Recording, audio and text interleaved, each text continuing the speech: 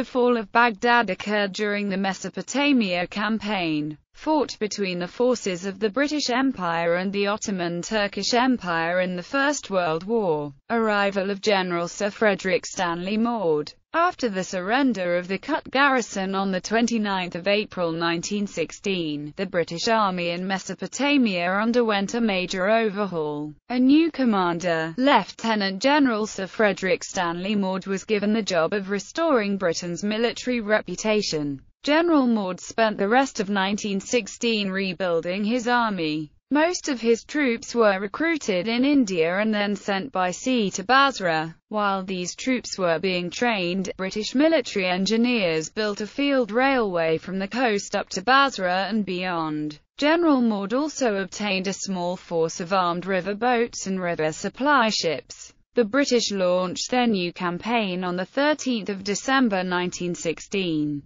The British had some 50,000 well-trained and well-equipped troops, mostly British India troops of the Indian Expeditionary Force D, together with the 13th Division of the British Army, forming the Mesopotamia Expeditionary Force. The Indian divisions of the Indian Third Corps included British Army units. The Ottoman forces were smaller, perhaps around 25,000 strong, under the overall command of General Khalil Pasha. March on Baghdad. There were no setbacks for the British on this campaign. General Maude proceeded cautiously, advancing on both sides of the Tigris River. He earned his nickname Systematic Joe. The Ottoman forces contested a fortified place called the Kaderi Bend, which the British captured after 2 weeks of siege work. The British then had to force the Ottoman forces out of a strong defensive line along the high river. This took them 2 more weeks. Another Ottoman position, called Dara Bend, was taken on 16 February. Finally, the British recaptured Kut on 24 February 1917 in the Second Battle of Kut.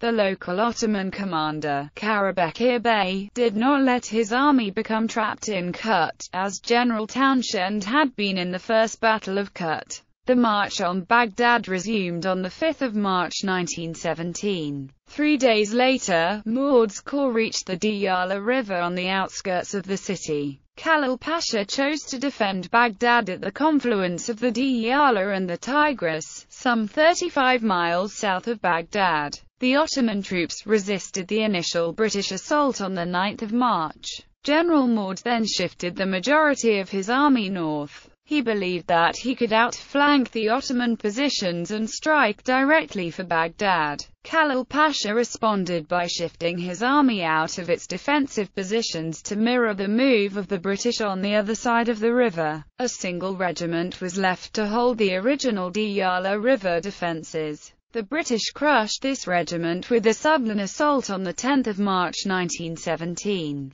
This sudden defeat unnerved Khalil Pasha and he ordered his army to retreat north to Baghdad. The Ottoman authorities then ordered the evacuation of Baghdad at 8 p.m. on 10 March. But the situation was rapidly moving beyond Khalil Pasha's control. The British followed close on the heels of the Ottoman troops and captured Baghdad without a fight on the 11th of March 1917. The British troops were greeted with enthusiasm by the residents. A week later, General Maude issued the Proclamation of Baghdad, which included the line, "Our armies do not come into your cities and lands as conquerors or enemies, but as liberators." Some 9,000 Ottoman troops were caught in the confusion and became prisoners of the British. The British were worried that the Ottoman government might try to flood the Tigris plain. As it happened, this fear was unfounded. The Ottoman troops never attempted to flood the area. Consequences. This was clearly a victory for the British and yet another defeat for the Ottoman government. The humiliation for the British due to the loss of Kut had been partially rectified.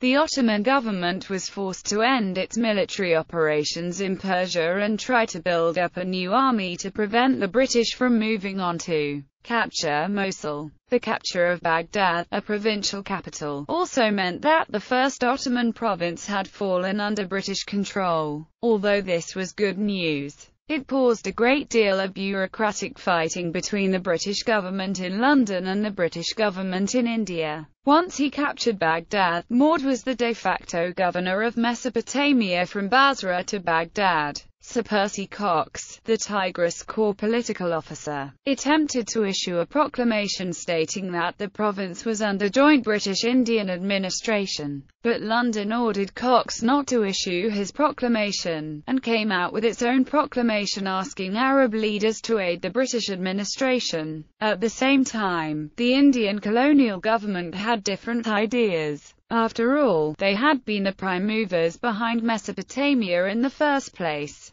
The British government in India wanted this new area placed under its direct control. This power struggle led to the creation of the Mesopotamian Administration Committee, under the leadership of Lord Curzon. Its main task was to determine who would govern the Basra and Baghdad provinces. Its ruling was a British, not Anglo-Indian, administration for Basra and an Arab authority for Baghdad.